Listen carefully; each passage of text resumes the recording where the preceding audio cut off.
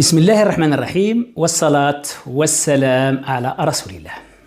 مرحبا بوليدي، بنتي، خويا واختي اللي رايحين يفوتوا بكالوريا 2026 التي نسأل الله جل وعلا إن شاء الله نسمعوا الزغاريد كامل نهار الريزلتا. الكثير منكم يطرح سؤال: يا أستاذ بقى لنا أسبوع للبكالوريا، كيفاش نستغلوه ونحضروا البكالوريا؟ يا أستاذ أنا مازال ما بديتش، هل عندي أمل باش نجيب الباك؟ شوف، نوصيك أنت وأنتي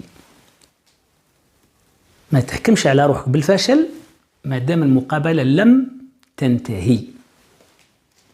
كم من مقابلة حدث التغيير بين 85 و 90 فقط.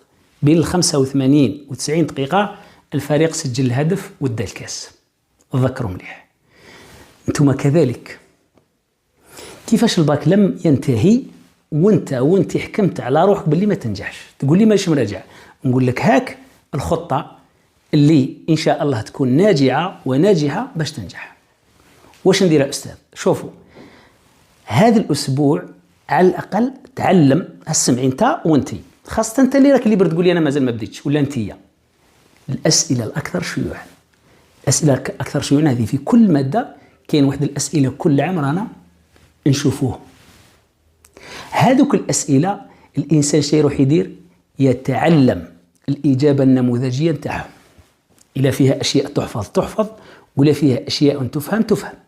احنا في مادة الرياضيات مثلا، أنا لو كنت تدخل تدير مثلا الأسئلة الأكثر شيوعا في المتتاليات، تصيب فيديو هذا السؤال كل عام تقريبا رانا نصادفوه.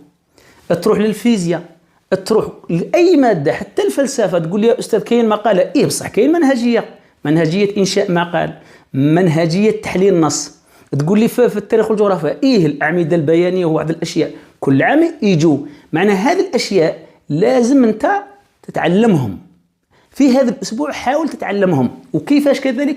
طلع المواضيع تاع البكالوريا تاع السنوات الأخيرة واحكم حاجة ملون، وشو بدأت تشوف الأسئلة اللي راهي كل عام تتعاود. هذوك الأسئلة لو تتعلمهم وتتعلم الإجابة نتاعهم بها راك تدي 11 و 12 باش تكونوا على علم. خاصة المواد الثانوية، ربما الكثير منكم راه يستهين بها. المواد الثانوية ولادي جل الطلبة اللي راهم ينجحوا الباك راهم ينجحوا بهذوك المواد الثانوية.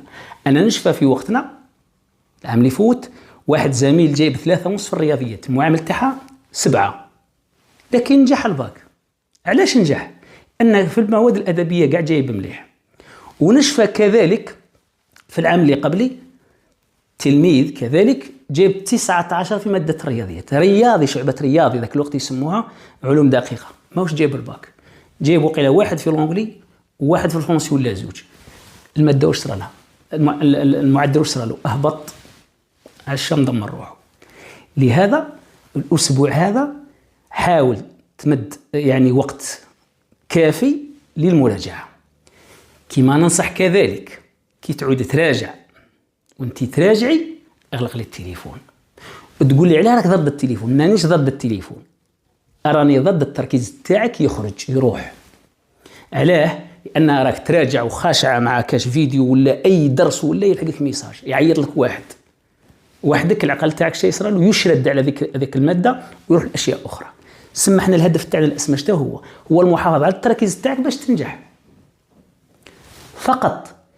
أستاذ كاين أمل، ماشي غير كاين أمل برك، كاين أمال باش تنجح وتنجحي.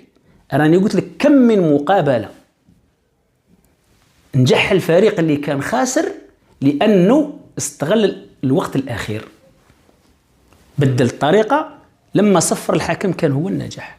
انت كذلك إياك انت وانتي تحكمي على روحك من المادة الأولى كي تفوت النهار الأول بالحد ولا بالاثنين. ما تقدرش تحكم على روحك بالنجاح ولا بالخسارة لا حتى تفوت المادة الأخيرة. وحتى لو تفوت المادة الأخيرة ما تقطعش الياس، لأن بالك انت راك ظن باللي ما خدمتش وانت راك خادم وتقدر تجيب معدل عالي. لهذا نوصيكم، نحن لن نستسلم مهما كانت الظروف، ولن نستسلم حتى يصفر الحاكم. في الأخير ولادي بناتي لا تنسونا بالدعاء لنا بالصحة والعافية والترحم على روح أبي وأمي الطاهرتين. السلام عليكم.